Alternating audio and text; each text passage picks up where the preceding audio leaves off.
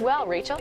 Yeah, we are tracking some very strong storms. Take a look at this video that was submitted to our Facebook page. Now, this is from Dublin and Academy. Thank you to Justin Rogers for sharing it with us, but you can clearly see the flooded roads there. One thing you want to remember as these storms travel overhead, turn around, don't drown. Do not try to drive through any roads that may be covered in water, as you don't really know what is underneath. The road could be washed away and you have no idea until you drive overhead. So avoid those areas.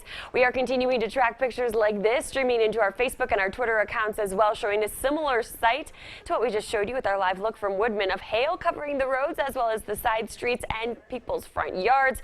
We are continuing to track some pretty strong storms. This is a look off toward the north and east from Falcon, and you can see the heavy rain there in the comparison to where we are not seeing the rain.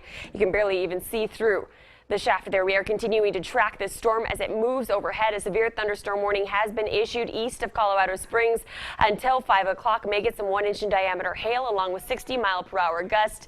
This storm is actually traveling off toward the southwest. We have another storm that is pushing toward Fort Carson, traveling to the north at 20 miles per hour. That severe thunderstorm warning is in effect for El Paso, Fremont, and Teller County until 5 o'clock as well. As I mentioned, this storm traveling off toward the north, so it is going to push toward Highway 24 and southwestern Colorado Springs, Fort Carson. You are going to get some heavy rain and the potential for some 1-inch in diameter hail where you are. So if you haven't done so already, not a bad idea to move your car under some cover.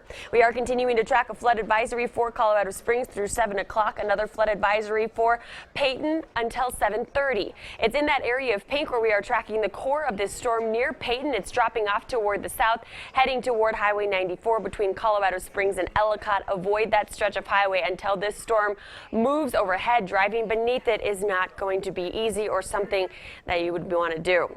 Farther toward the south, a few weaker storms to east of I-25 near Walsenburg and Trinidad. We'll keep an eye on those. These storms are going to stick with us here through the remainder of the evening, but as we head in toward about 9-10 o'clock, things will really begin to quiet down with clearing skies heading into your early Wednesday morning.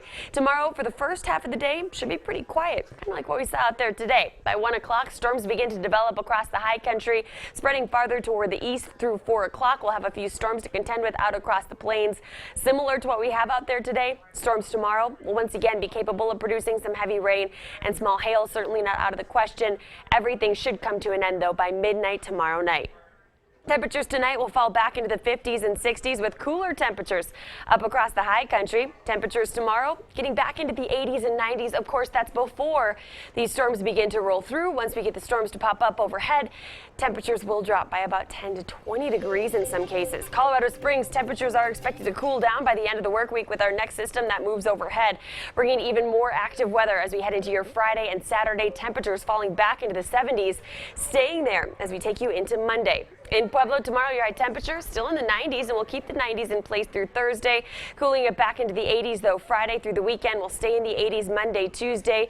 Drier and warmer, though, as we start off the work week next week. So a little quieter weather heading our way here as we head into next week. 88 in Canyon City tomorrow, 89 for Thursday. Temperatures look to be the coolest on Saturday with a high of 79 before we get back into the 80s. Sunday will stay in the mid-80s Monday, Tuesday, drying it out then as well. In Teller County, 73 tomorrow, 72. Then on Thursday, temperatures dipping into the 60s, though, Friday, Saturday, Sunday as that next system rolls through the area.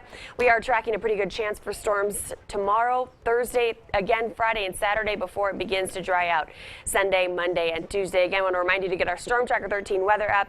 The cool thing about this app is you can actually set it up so that it will alert you if there is a severe thunderstorm warning or flash flood warning issued for your exact area. So definitely a helpful tool if you have to head out this afternoon or evening. Of course, we will be here with you until these storms are out of here, keeping you ahead of them.